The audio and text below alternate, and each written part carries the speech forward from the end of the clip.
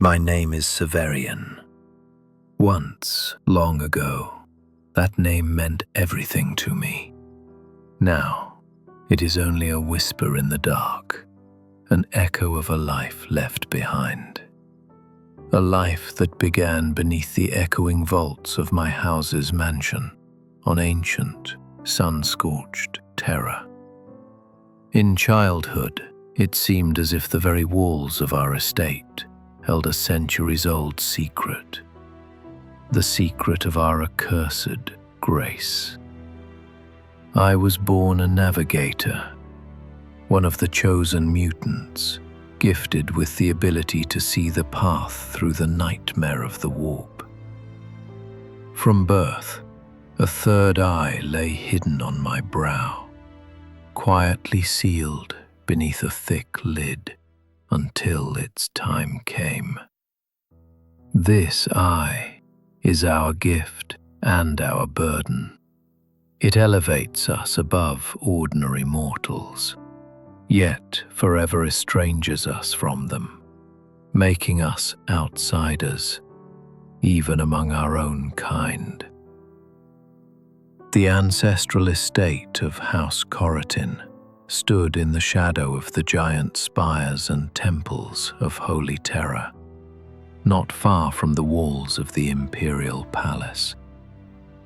I vaguely remember the stifling air, heavy with eternal smog, the incense of 1,000 chapels, and the dust that had settled for centuries on Gothic flying buttresses.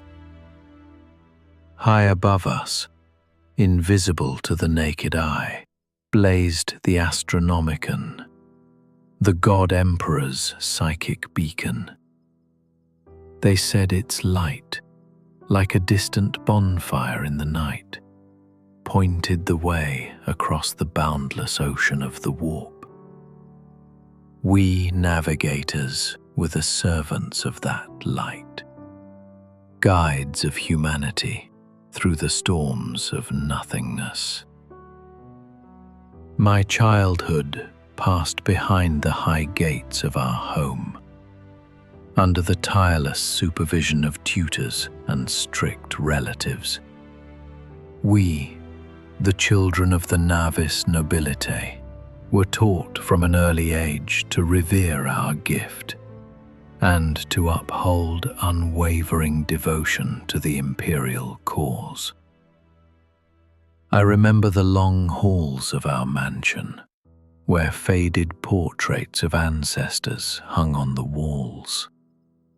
Pale, long-faced people, clad in heavy robes.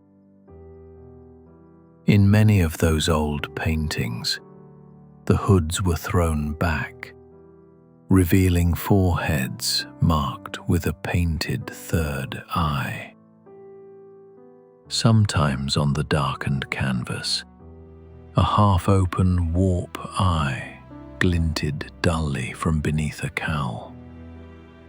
A round, dark pupil, without sclera or iris. Such portraits frightened and fascinated me at the same time. One day your third eye will open too, my father would whisper to me. He was a tall, gaunt man with ivory-colored skin. His own warp eye was almost always covered with black silk, making it seem as though an empty socket yawned in the middle of his forehead. Father taught me that our gift was a spark of the Emperor's divine flame, that our blood was sanctified by the Master of mankind himself, since the days of the old night. He often reminded me, if not for navigators, the Imperium would inevitably have shattered among the stars, and thus it is our duty to serve, sparing neither life nor sanity.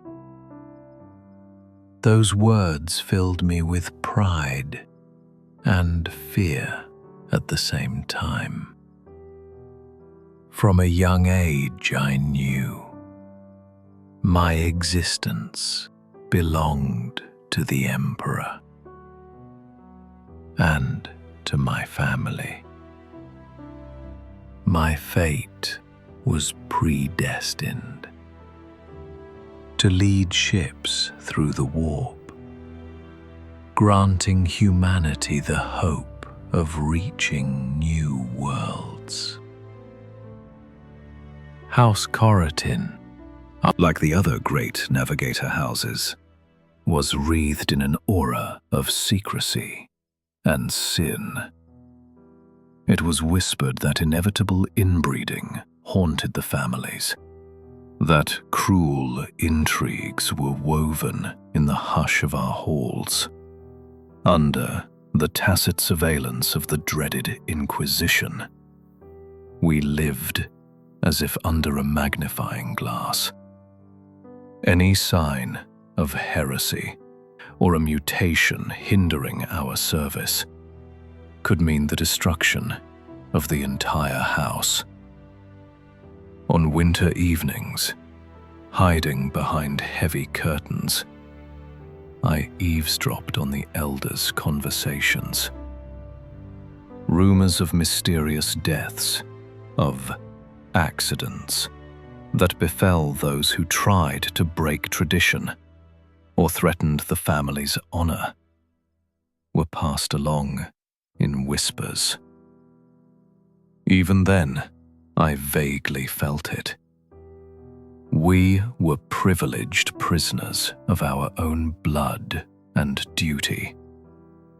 Our luxury and influence were purchased at the price of complete submission to the order of House and Imperium. For the first time, I realized the wretched fate that might await each of us navigators when, at 10 years old, I was brought into the bedchamber of my great-grandmother, Augustine.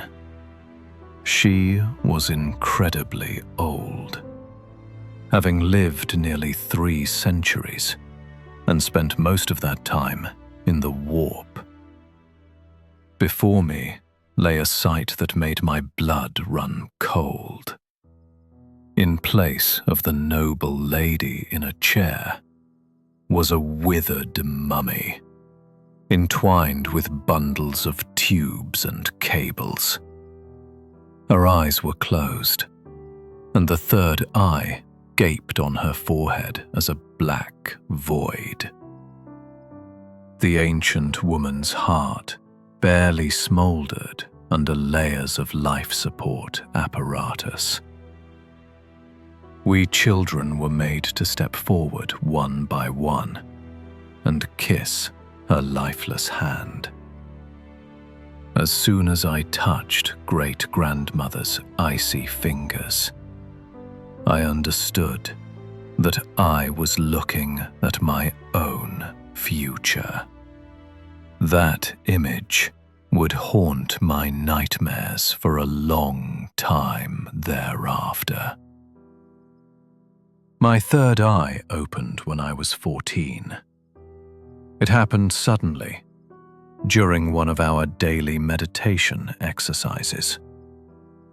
The senior tutor, a wizened navigator with cracked, waxy skin and milky, blind eyes, guided us young members of the house along the thin boundary between consciousness and the warp, with his monotonous chanting of litanies. I repeated the words after him in High Gothic, feeling goosebumps crawl along my spine. At some point, the reality around me dimmed. Sounds receded, and I seemed to be alone before a closed door inside my own mind. They had told me not to be afraid when the hour of enlightenment came. But fear gripped me then. I felt a burning heat in the center of my forehead, as if a red-hot needle were slowly boring into my skin. I screamed, but the tutors kept calmly intoning the hymn as if nothing was happening. The pain swelled, and suddenly there was a flash of white light behind the closed lid of my third eye. All at once, the inner eyelid that concealed the gift flung open, and I saw. Before me spread a boundless ocean of darkness, dappled by whirlpools of colors unknown to the normal world. In that darkness flickered tiny lights, countless little sparks like stars in a night sky. They were the souls of living beings, and I floated above them weightlessly.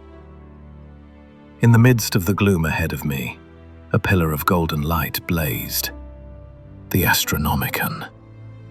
It burned with blinding fire somewhere on the horizon of my new vision, and from it emanated a sense of warmth and rightness. All around, though, a storm was raging.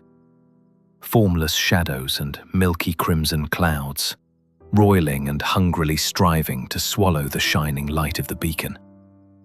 I felt some unseen force trying to draw me further in, down into the bottomless ocean of the warp. At the edges of my perception flickered indistinct figures, stretching ghostly clawed hands toward me. A whisper, sweet and at the same time horrifying, rang at the very threshold of hearing. My heart thundered with primal terror. "Do not gaze into the abyss." My father's voice boomed all around like an echoing peal, and strong hands suddenly clamped down on my shoulders, wrenching me out of the trance. My third eye snapped shut with a pop, like a flame snuffed out by the wind. I collapsed to the marble floor, trembling head to toe. A metallic taste of blood filled my mouth. Someone gently tied a silk band around my forehead. Everything was swimming before my eyes. "You have seen the Emperor's path," Father said, pressing me to his chest. His voice vibrated with pride and emotion. I could not answer immediately. Tears streamed down my cheeks, and I did not know whether it was from horror or from rapture. That night, I did not close any of my eyes, neither the ordinary ones nor the third. I was feverish, echoes of unearthly vistas pulsing in my head. But I was happy. The gift promised to me at birth had finally awakened. Now I had become a true navigator. After the awakening of my warp eye, the changes in my body did not take long to appear. Since childhood, I had been pale and scrawny, with disproportionately long fingers and wide-set eyes, the usual markers of our lineage. But now, the mutations accelerated. A few months after enlightenment, my dark hair almost completely fell out, leaving the skin of my skull smooth as polished stone. Thin webs formed between the fingers of my hands, and the pupils of my normal eyes dilated, giving my gaze a strange, depthless cast. It was as if my third eye, though hidden under the bandage, had begun seeping its influence into my flesh. The tutors assured me that these changes were a sign of blessing, evidence of the strength of our house's blood. I accepted the metamorphosis with resignation, even a measure of pride. Every strange mark upon my form now reminded me of the great purpose for which I was destined to live, and if need be, die. A year after the awakening of my gift, the day came when the house sent me into service. My first assigned ship was called Heretic's Bane, an Imperial Navy strike cruiser preparing for a long voyage to the outskirts of the Segmentum Pacificus. I remember the morning of departure well.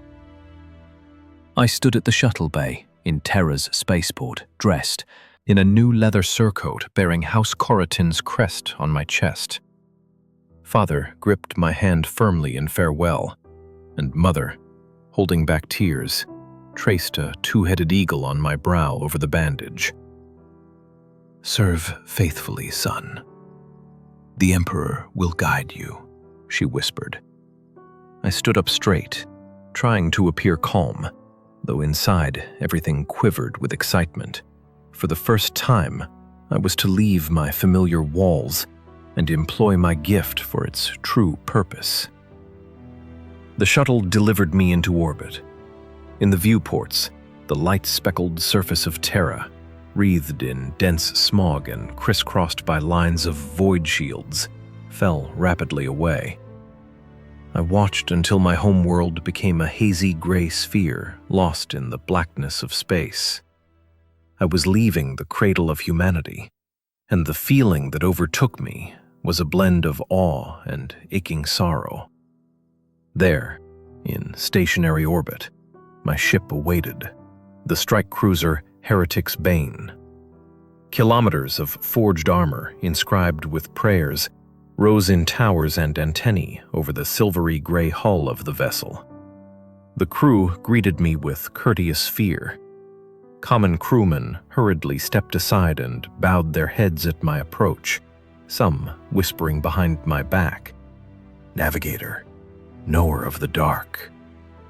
No one dared show disrespect. All understood that without me, the ship could not enter the warp. The captain of the cruiser, a gray-haired veteran named Lukash Dant, personally welcomed me when I came aboard. He was pointedly polite but cold. After exchanging formal pleasantries, the captain quickly excused himself, leaving me to the care of his adjutant. Only one person on the crew soon became more to me than just a colleague. The chief astropath of the ship, a woman named Aurelia, came to me the day after my arrival on the cruiser. A frail figure in a faded green robe, with a white cloth bandage over her eye sockets.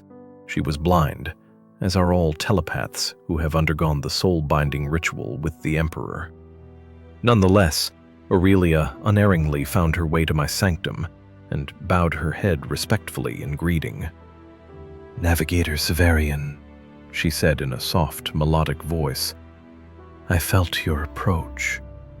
Your mind burns like a torch in the murk of the warp." I was taken aback by the unexpected warmth in her tone. We struck up a conversation. Aurelia turned out to be a native of Gymnasialis Prime. As a child, she was taken into the Adeptus Astra Telepathica and survived the ritual of soul-binding with the Emperor himself. With a radiant smile, she recounted how the touch of the Emperor's mind had been the supreme bliss of her life. I, in turn, shared my memories of my first vision of the Astronomicon. Our roles on the ship were different, but one thing united us. We were both living instruments of the Imperial will, tied to otherworldly forces for the good of humanity. From that meeting on, a silent understanding arose between Aurelia and me. In rare hours of respite, we would sit in her tiny communication chapel, sharing a cup of amasec between us, and speak openly. We discussed points of doctrine, shared our fears and doubts, those neither of us would have dared voice to anyone else. Aurelia became that ray of humanity that kept me from the brink of madness, for a time at least. The first warp transit under my guidance went successfully, though not without some trembling on my part. When the ship left the Mandeville Point and prepared to dive into the immaterium, I took my place on my navigator's throne in the Navigatorium, plugging the neuroshunts into my temples. Over the internal comm channels, the monotonous voice of the ship's chaplain was already echoing, urging the crew to pray for protection. Thousands of crew voices repeated litanies after him, begging the God Emperor to shield their souls in the coming passage. The Gellar field was active, making the air in my sanctum crackle with static. I merged my consciousness with the navigation interfaces, feeling the ship become an extension of my body. A tremor ran through the hull. The warp engines roared, opening a breach in the fabric of reality. Slowly, I lifted the inner lid of my third eye. The warp greeted me with a chaos of colors and currents, but against the background of the raging ocean of energy, the golden thread of the Astronomicon shone clear. I confidently steered the ship's prow toward that thread, and the vessel obediently slipped into the churning stream of the Imperium. The chiming of 100 little bronze bells hung around the perimeter of the sanctum served as the rhythm of my concentration. They tinkled softly, sensing the invisible fluctuations of the warp. I guided the ship, carefully maneuvering between storm clouds, skirting dark whirlpools of nothingness. My heart pounded, my palms sweated beneath my gloves.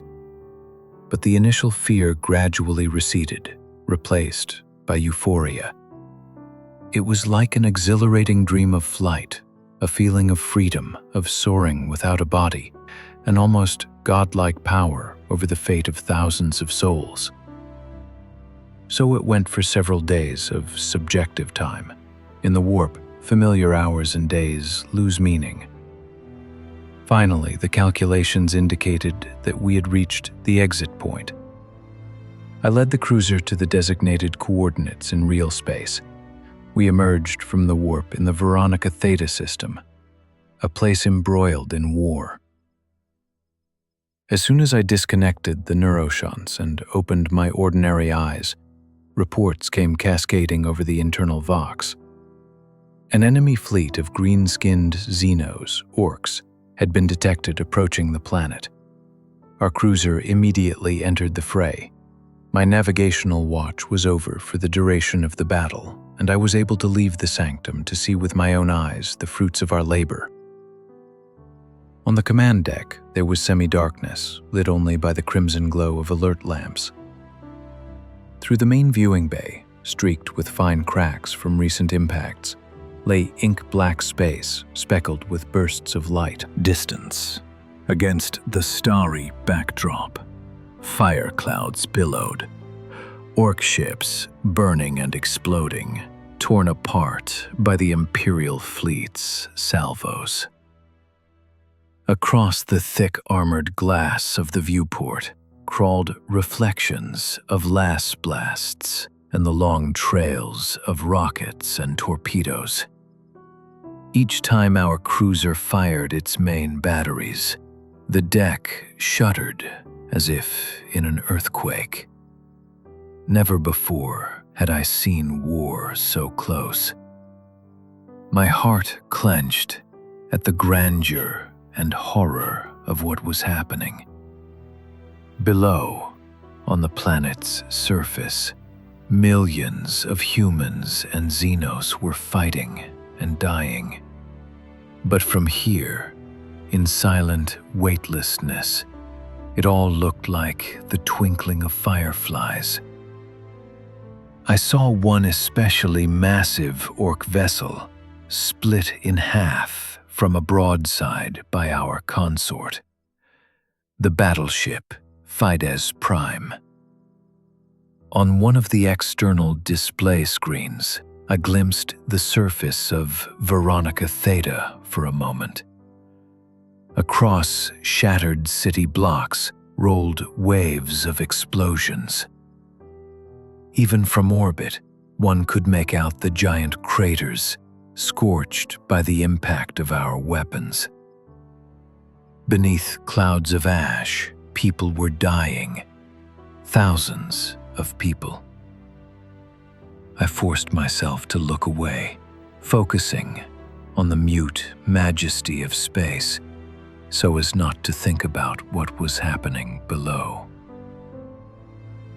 Reflections of distant explosions slithered across the armored glass, and I stood transfixed by a mix of terror and awe. "Thus is the Emperor's will," came Aurelia's quiet voice beside me. I flinched and turned. She stood nearby, one hand resting on the edge of a console, her sightless eyes turned somewhere ahead. "He gathers them to the throne?" I asked in a whisper, not even fully sure why I posed the question. Perhaps I desperately wanted to believe that all those deaths were not in vain. "No," the astropath replied, barely audibly. "The souls of the people who fall for the Imperium will ascend to his light, and the souls of Xenos will rot in the warp, becoming prey for demons." A sepulchral chill emanated from her words, but I expected no other answer. That day, the Imperium triumphed. The Orc fleet was shattered and scattered. Our ships methodically burned out the enemy's orbital defenses. The ground forces, those very Imperial guardsmen we had delivered, stormed and cleansed the last Xenos nests on the surface of Veronica Theta. I heard the commander of the landing forces proclaim over Vox a great victory and glory in the Emperor's name. The crew of Heretic's Bane exulted. Only I felt uneasy. In my quarters, hiding from the general celebration, I could find no peace. Memory replayed again and again that distant chorus of deaths I had sensed in the heat of battle. Those were alien lives, lives deemed unholy and unworthy of grief.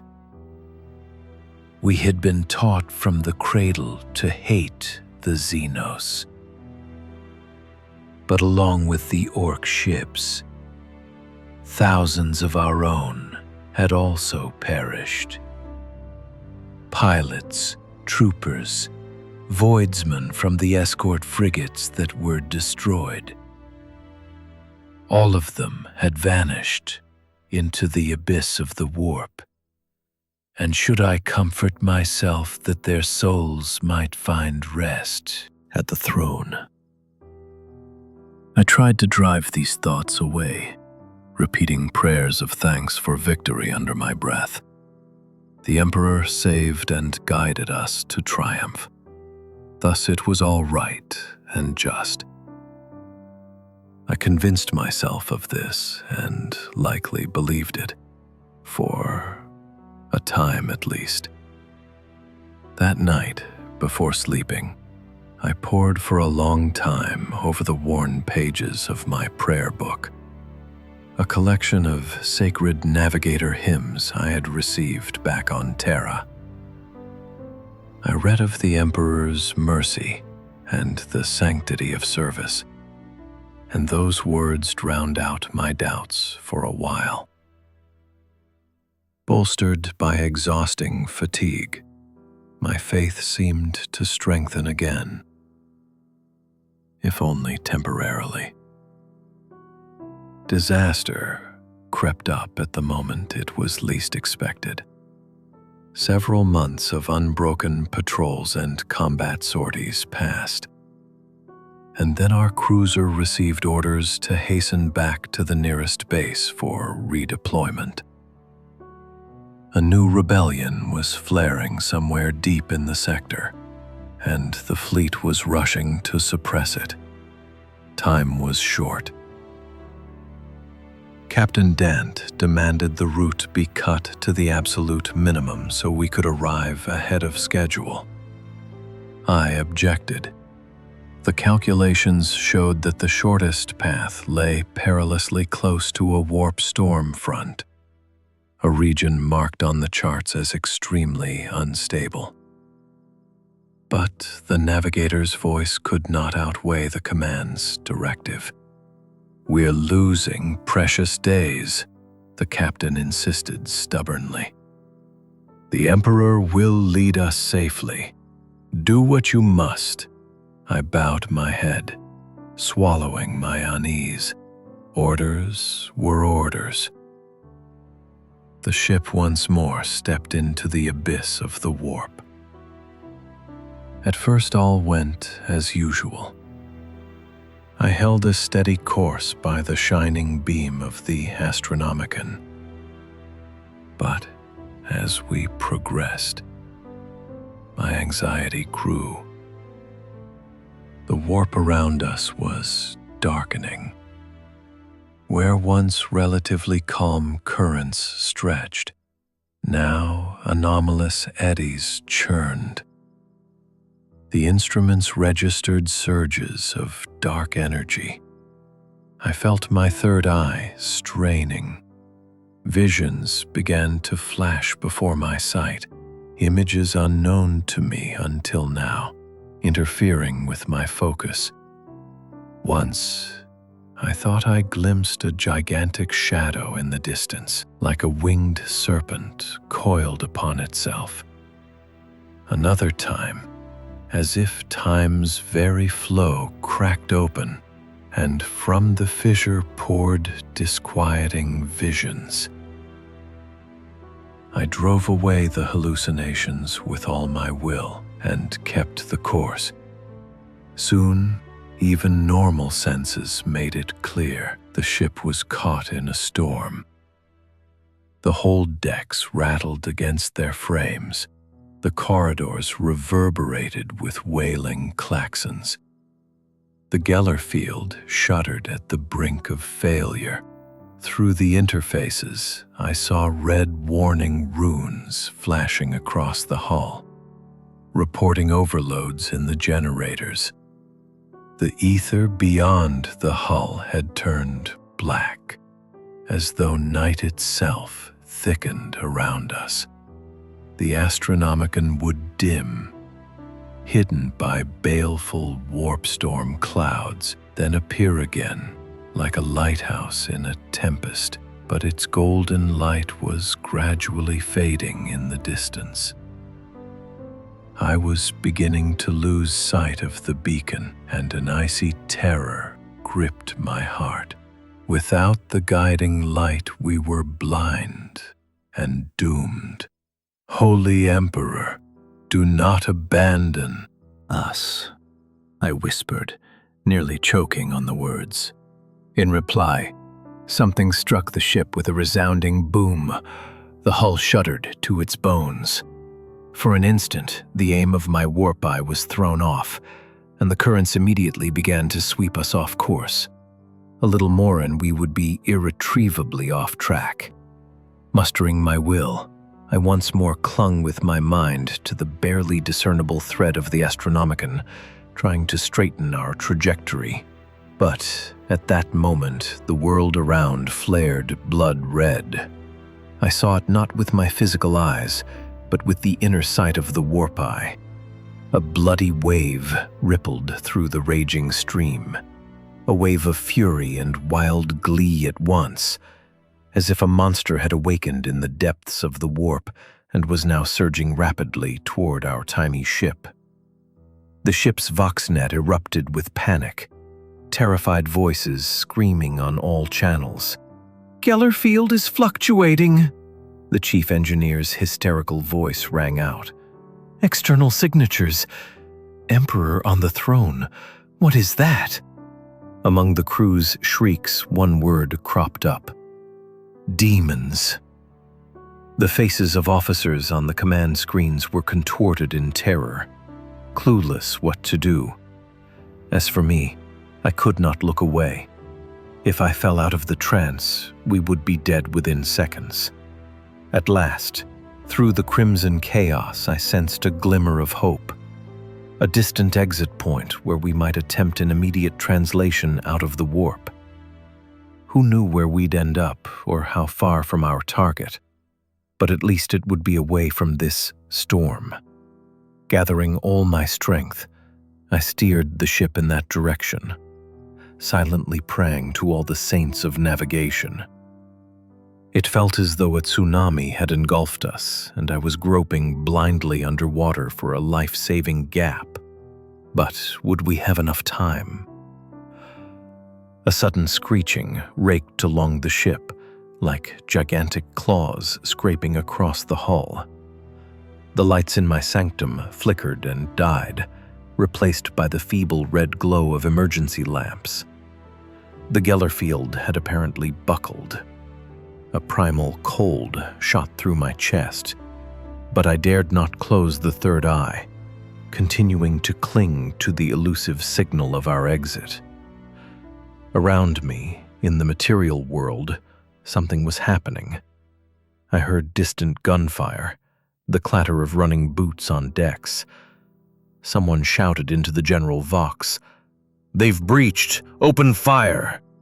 Then came a guttural roar unlike any mortal throat, that unending, inhuman howl, mixed with screams of pain, reverberated through the ship's corridors.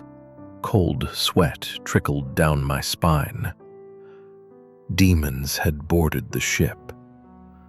The door of my sanctum shuddered under blows. I heard metal screech. The lock was being forced from outside. "Navigator!" someone bellowed hoarsely right behind the door. "Stop this! Get us out, you monster!" I knew this was no time, and I could not afford distraction. But the despair in those voices tore at me.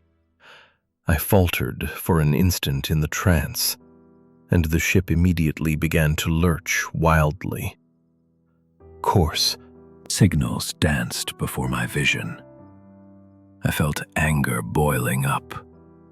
Anger not at these people maddened by fear, but at myself, at my powerlessness, at the blind horror ripping us apart.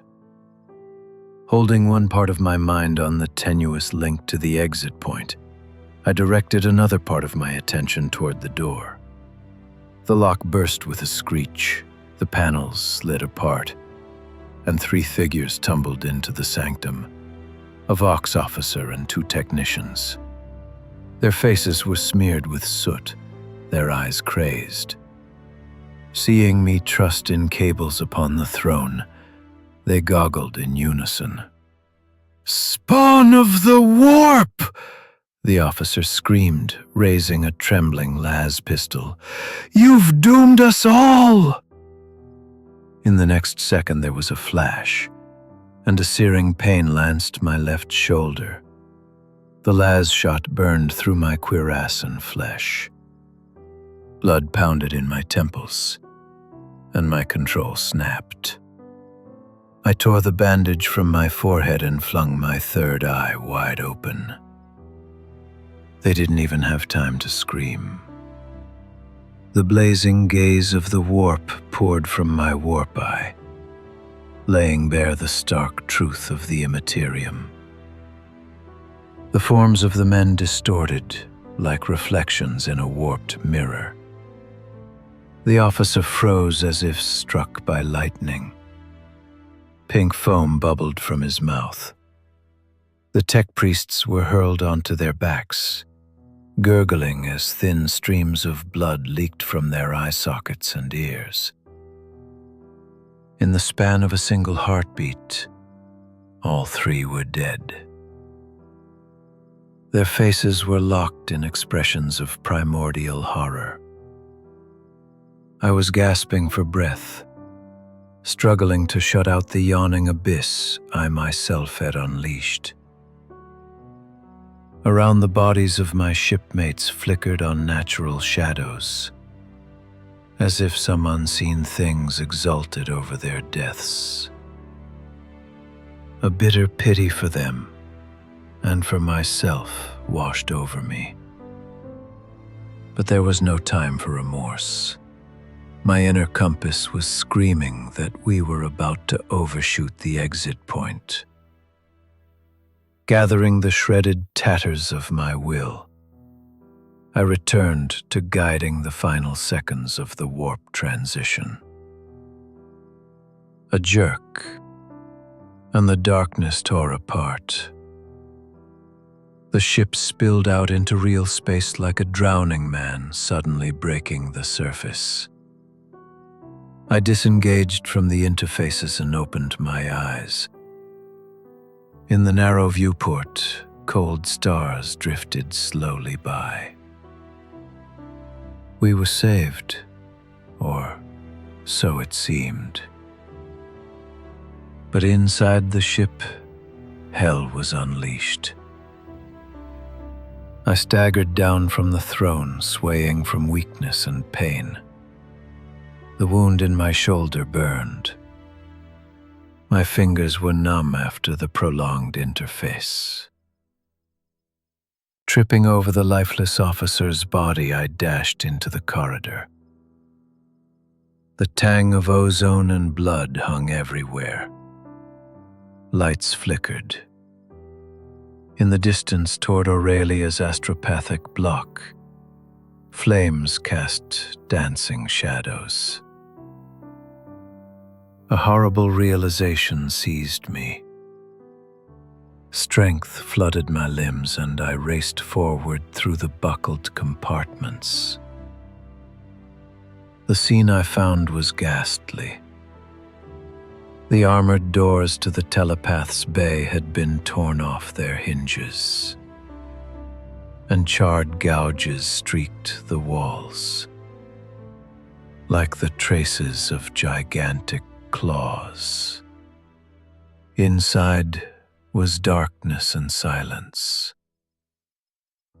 I stepped over shattered, mangled bodies of the astropath choir members until I found what I sought. Aurelia sat in a corner by the toppled astropathic altar, propped against the wall. Her bandage had slipped to her neck, exposing blind eye sockets. A thin trickle of blood ran from the corner of her mouth. I dropped to my knees beside her, barely breathing from dread. She was still alive. I heard a ragged, wheezing inhale. It seemed she was looking straight at me with those sightless eyes. "Severian," Aurelia whispered faintly, and I shuddered. There was no life left in her voice, only emptiness, all-encompassing sorrow.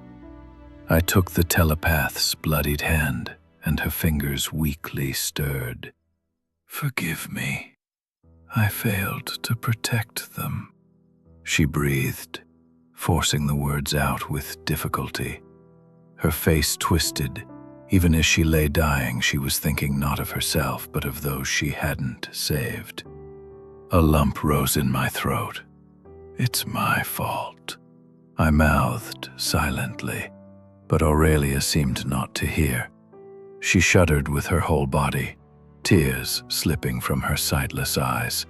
"He doesn't hear us.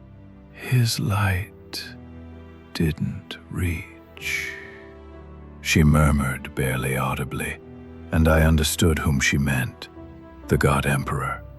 Her thin fingers still tried feebly to squeeze my hand.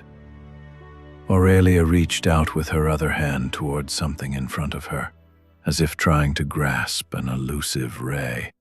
Another moment, and her fingers slackened. Her hand fell limply. Her head slumped onto my shoulder, the final breath dying on pale lips. Aurelia was gone. I do not know how long I sat there, cradling her cooling body. I did not scream or weep. Inside I was empty. Only a rising din filled my ears, the echo of the warp storm, or the onset of madness, I am not sure. Everything I had believed in was crumbling, scattering in shards. When the surviving officers finally found me, I must have looked a ghost, blood-stained, glassy-eyed, with a dead astropath in my arms. They had to plead with me to relinquish Aurelia's body. I remember someone, probably the new first mate, cautiously asking if I could continue my service. I said nothing. Instead, I raised my face to the narrow viewport, beyond which the indifferent stars shimmered, and for the first time I doubted. Was it not the void that gazed back at us from the golden throne? After the storm, our ravaged ship drifted for several weeks in an unnamed system at the edge of uncharted space. We had no astropathic communications. Many systems were inoperable. But the Imperium is vast and mindful of its lost sheep. In the end, a patrol frigate discovered us and towed us to the nearest repair dock. Of 2,000 souls in the crew, barely a quarter remained alive. As a key witness, I was questioned by representatives of the Admiralty and the Inquisition, who sought to determine the cause of the disaster. I truthfully recounted the sudden warp storm. I mentioned the demons only sparingly. It was too dangerous to disclose all the details, or we might be accused of heretical taint.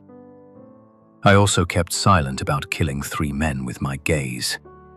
I buried that secret deep, knowing that otherwise the pyre awaited me. An inquisitor in a skull-faced helm peered at my face for a time, as if trying to sniff out lies. A grim interrogator, wearing a helmet adorned with a horned skull, slowly tilted his head, studying my eyes. Around him, servitor skulls whirred in silence, scanning the tiniest fluctuations of my aura and sniffing for any trace of corruption. Finally, he spoke. "The Emperor is merciful, Navigator. Thank him for your salvation." I nodded silently. Merciful. A bitter lump rose in my throat, but I swallowed it. House Corotin recalled me from the front as soon as they received word of what happened. I returned to Terra not as a hero, but rather as a maimed animal, hurriedly hidden from prying eyes. My kin greeted me with forced relief. The heir survived. The house's honor formally remained intact. In the evenings, at the long table of the family patriarch, crystal goblets clinked as speeches were made about how bravely our navigator had saved the ship, at the cost of incredible exertion. They awarded me some medallion from the Admiralty, a trinket for a route heroically charted. But none of these honors meant anything to me now. I was empty inside. Neither father nor mother asked what I had seen out there in the storm. They did not ask how Aurelia died, about whom I had only tersely informed them in my report. Perhaps they simply did not want to know more. Or maybe they already guessed. Father, only once, avoiding my eyes, remarked quietly, "Sometimes the gaze into the abyss leaves a mark on the soul. You need rest, son." His third eye still remained hidden under a bandage. I did not see what it had become after long years of service. I remember thinking then, what if beneath Father's bandage there is already a petrified black sphere, cracked with age, hidden from all, just as the true feelings of my kin are hidden behind a mask of concern. I was relieved of duties for a few months so I could recuperate. The physical wounds, the medici, healed quickly. My shoulder and arm worked again, leaving only a pink scar from the burn. Far worse were the invisible wounds.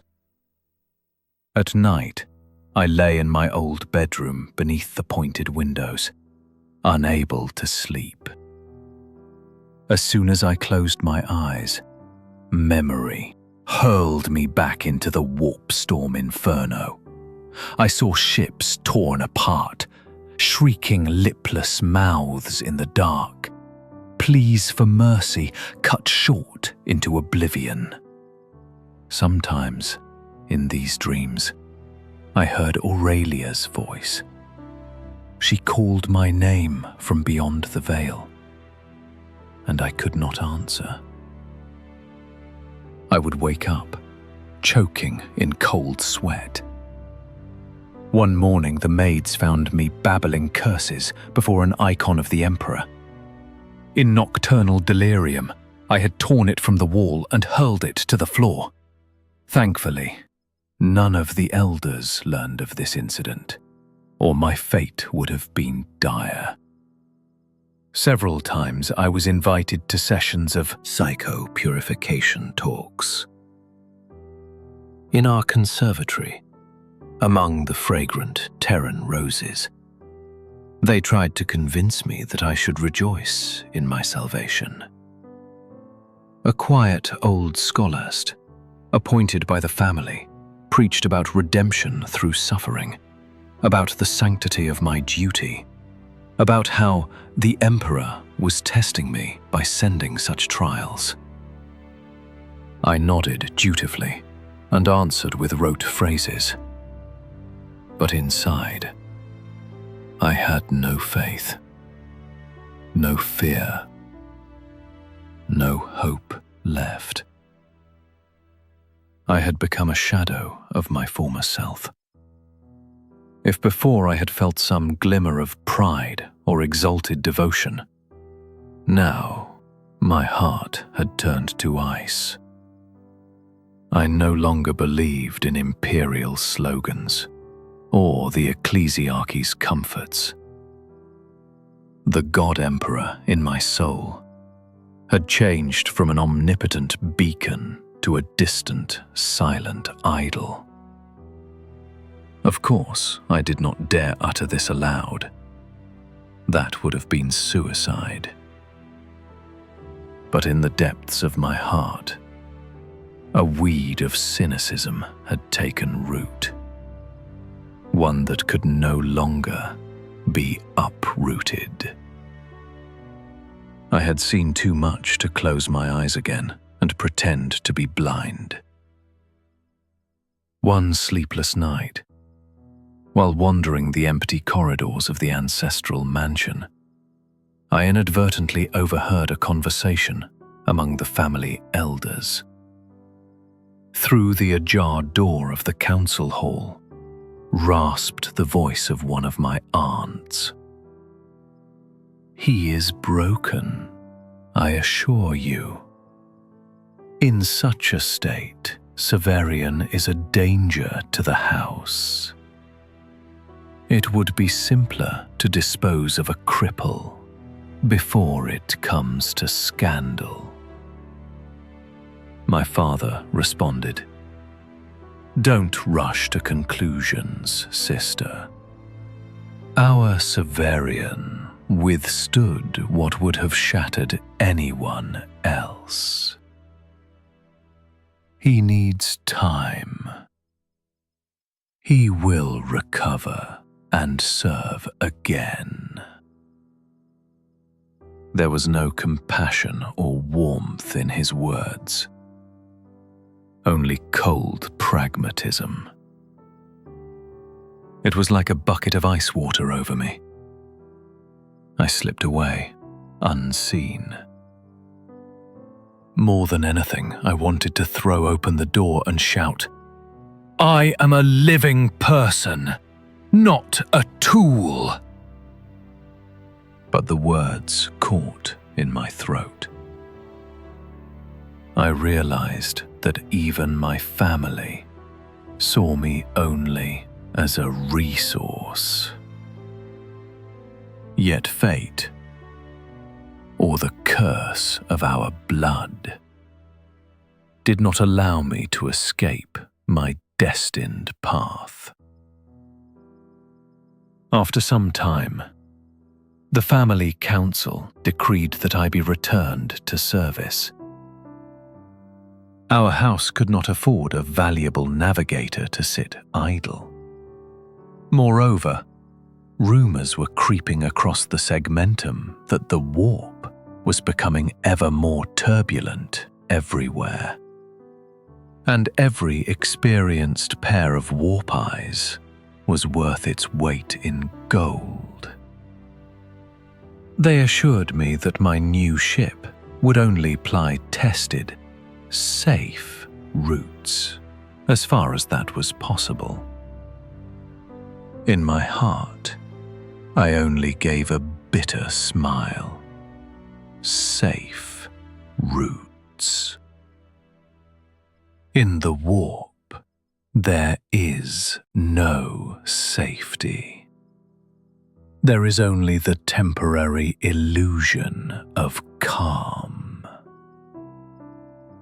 I was assigned to the transport ship St. Euphrosyne, which was to carry a group of colonists to the Imperium's frontier. Serving as navigator on a quiet civilian vessel, many of my proud relatives would have considered a demotion. But I did not care. In a way, I was even glad for the chance to get far away from war, from glory, from the unwanted scrutiny of the Inquisition. I believed that a sedate voyage would exact a lesser toll on me than the constant razors. Edge of the front. At first it was so. Yet, on my very first jump with the new ship, I felt how much my perception of the warp had changed.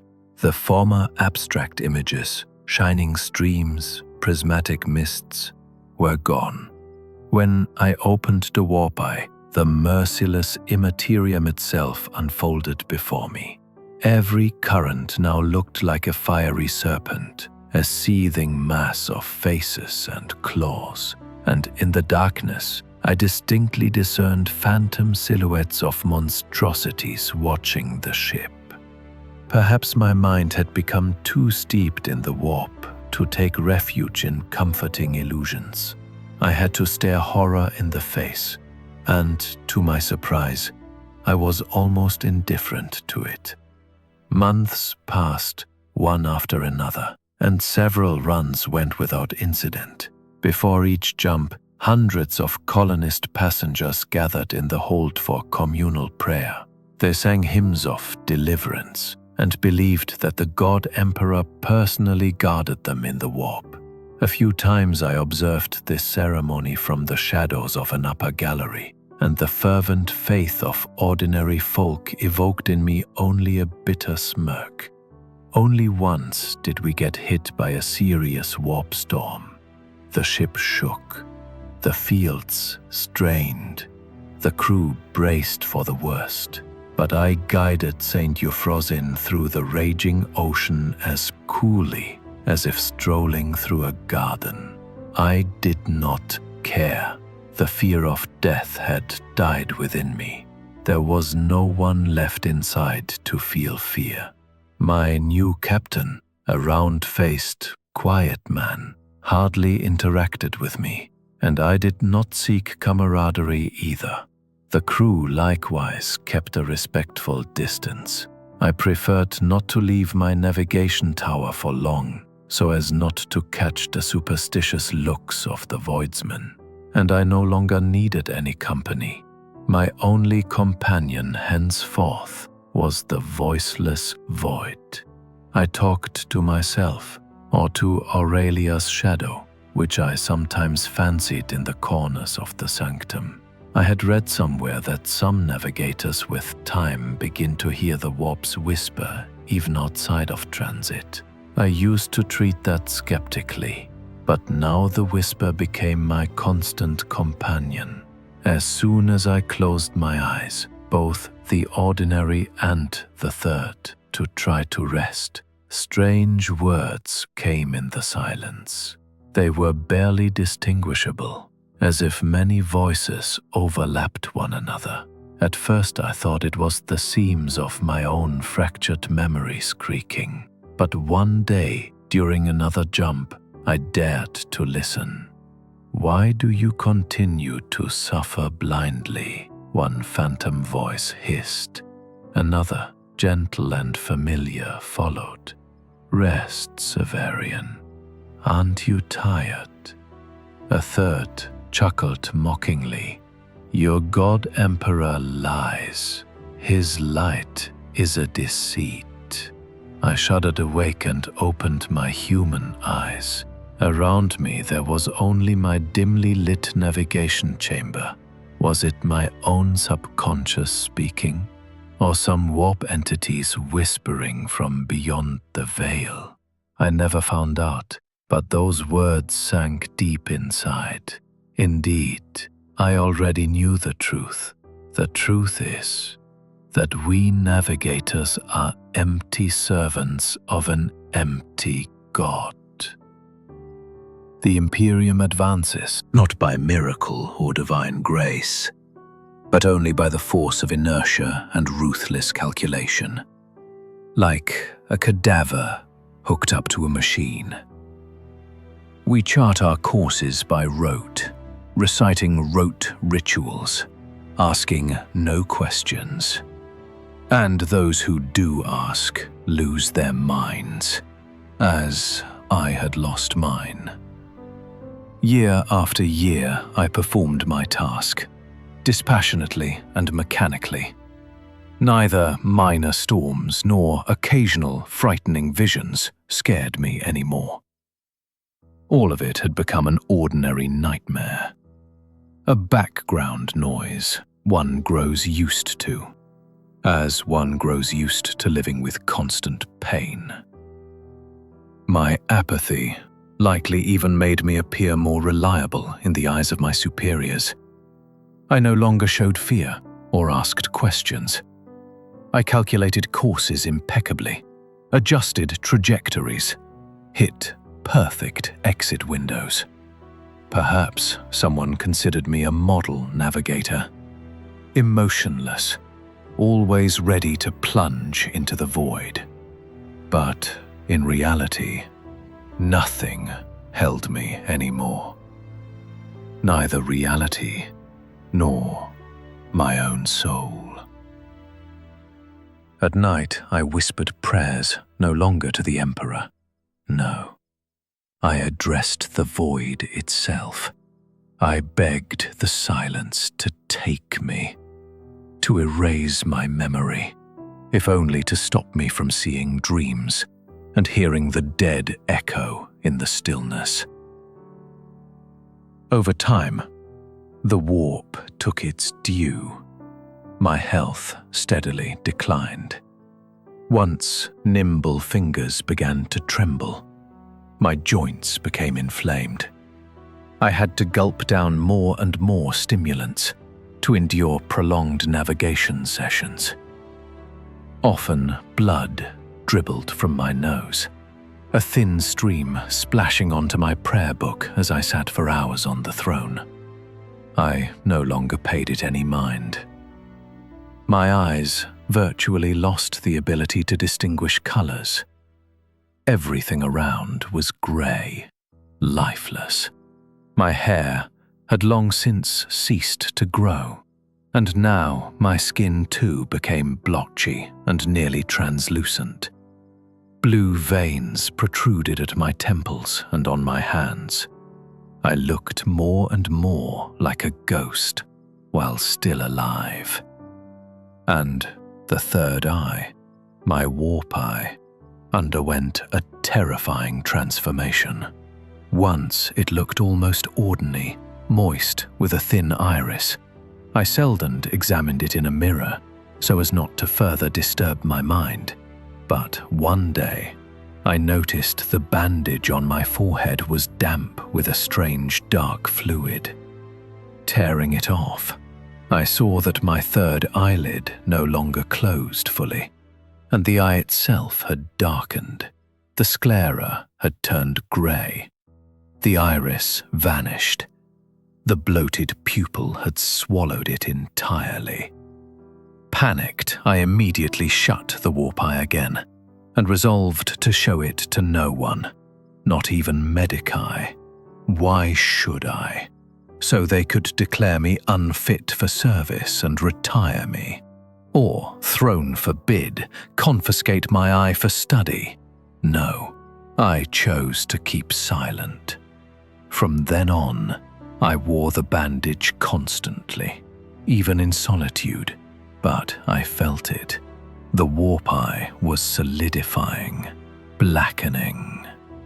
At times, especially during transitions, I sensed that even through the silk band, I saw more than before, as if the eye no longer needed to open to gaze into the immaterium. Nightmarish visions now came to me even with the warp eye shut. The moment I thought of the warp, familiar, horrific images flared in my mind. I could no longer tell whether I was awake or dreaming. One moment I felt the cold metal of the throne's handrails under my palms, and the next heard a whisper from the corner. "Severian, are you with us?" I knew the end was coming soon. Not the blessed end I secretly longed for. Not a release from torment, no. The end of my personality, my reason, my humanity. I already caught myself becoming confused in my thoughts, forgetting simple words, and sometimes grunting dully in irritation when someone jarred me out of my grim stupor. I was beginning to lose my mind. And that even brought a twisted relief, for a madman feels no pain. The last thing I clearly remember is when I was sent on my final voyage. The irony was that this voyage was meant to be my triumph. By then I had served as a navigator for 6 decades, and had become one of the eldest of my house. Several captains had come and gone, ships had come and gone. Yet I remained at my post at the helm of fate. High officials of the Adeptus Astra Telepathica had even bestowed upon me the title of Navigator Primaris, the chief navigator of a small subsector's fleet. An empty accolade that changed nothing in my routine. In fact, thanks to it, a correspondent from one of the relay ships came aboard St. Euphrosyne. He had permission to interview me for the Segmentum Chronicles as a hero who had guided thousands of ships through the warp. The chronicler, a youth with eyes shining in naive wonder, appeared in my sanctum on the eve of that final jump. He asked, "What do you feel when you gaze into the warp?" I paused for a moment, hearing such a guileless question.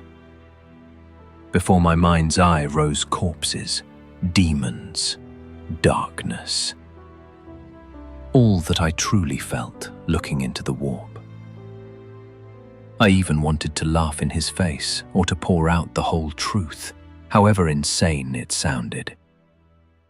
But instead, I merely gave a weary smile and responded with a stock phrase.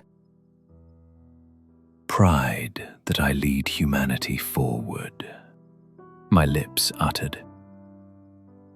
The youth nodded enthusiastically, hurriedly scribbling down my words in his data slate in florid prose. If only he knew the truth. But truth is not for the chronicles. Truth is my curse. On that final transition, my body finally betrayed me. The moment the ship plunged into the warp, a sharp pain lanced through my chest. My two hearts, one of the unexpected gifts of mutation, went out of rhythm, seizing in spasms. My breath caught. Cold sweat broke across my skin. But I could not leave my station. The ship was in the stream, and I was obliged to complete the route. And I did. I brought it to the destination point, despite the haze over my eyes and the deafening ring in my ears. When we re-emerged into the target system, St. Euphrosyne safely set course for orbit, and I was carried away unconscious by Medicae. Both hearts had flatlined. As I sank into oblivion, I felt a strange relief. Could it be the end of my torment at last? I dare say I was even glad to dissolve into that absolute void that greeted me on the threshold of death. But I did not die. They dragged me back from the beyond with medical tech and psycho arts, without asking whether I wished to return. I came to in a med capsule aboard ship. An emissary of the house, a pale, solemn man in a dark robe, arrived and announced that further journeys would be too dangerous for my health. I was to take an honorable position as a stationary navigator vizier at a navigation station on Terra. Essentially, it meant retirement, with the difference that I must remain hooked to apparatus, assisting young navigators with counsel and experience. I listened silently and dutifully signed the required tabulae. What else could I do? By that point, I had no will left. The final years of my life are passing here in stillness. My world has shrunk to the size of a transparent life support capsule filled with nutrient fluids and entwined in life-sustaining cables.